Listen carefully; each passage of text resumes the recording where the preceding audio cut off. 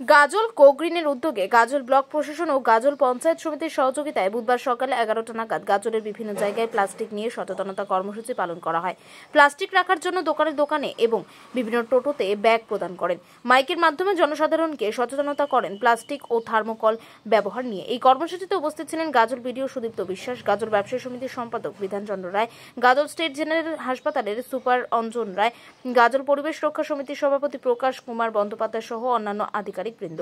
গাজল ব্যবসায়ী সমিতির সম্পাদক বিধানচন্দ্র রায় এবং গাজল স্টেট জেনারেল হাসপাতালের সুপার অঞ্জন রায় বলেন, এটা একটা ভালো উদ্যোগ। এই উদ্যোগ নেওয়ার জন্য আমরা ধন্যবাদ জানাই ব্লক প্রশাসন এবং পঞ্চায়েত সমিতিকে।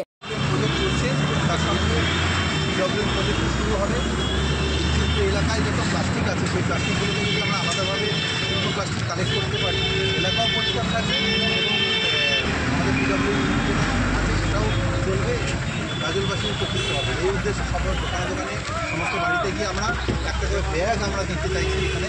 সেই ব্যাগে যাতে শুকনো প্লাস্টিক মানুষ রাখে, শুধু মানুষই নয় খরিদ্দারও যাতে এটা রাখে সেই ব্যবস্থা আমরা করছি। গাজলকে থার্মোকল এইখানে প্লাস্টিকের তো রিউজ আছে, থার্মোকলে কোনো রিউজ নেই।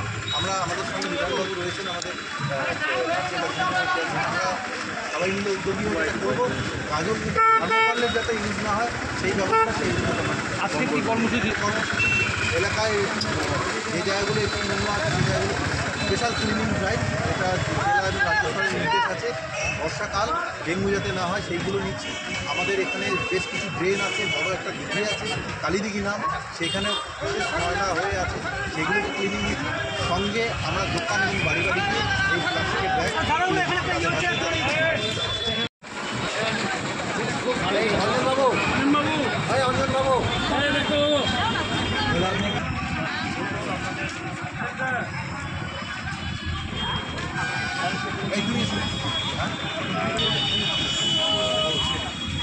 এর মধ্যে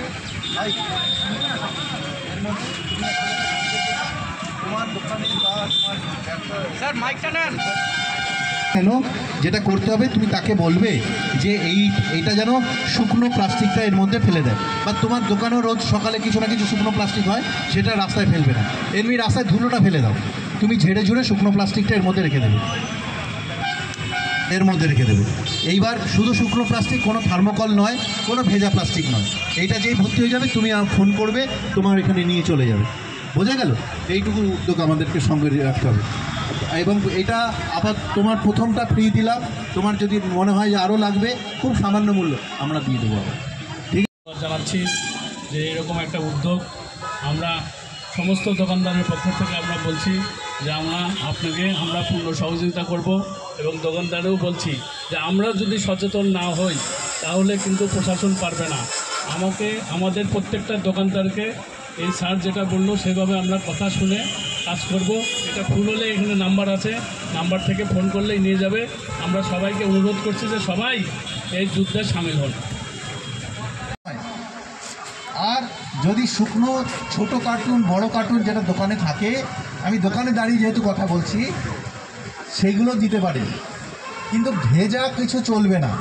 আবারও বলি কারণ কি, আমরা এই প্লাস্টিক নিয়ে একটা প্রসেস করব, সেই প্রসেসের মাধ্যমে প্লাস্টিকগুলো থেকে কিছু প্লাস্টিক রাস্তা তৈরি হবে, কিছু প্লাস্টিক আবার অন্য প্লাস্টিকের দ্রব্য তৈরি হবে।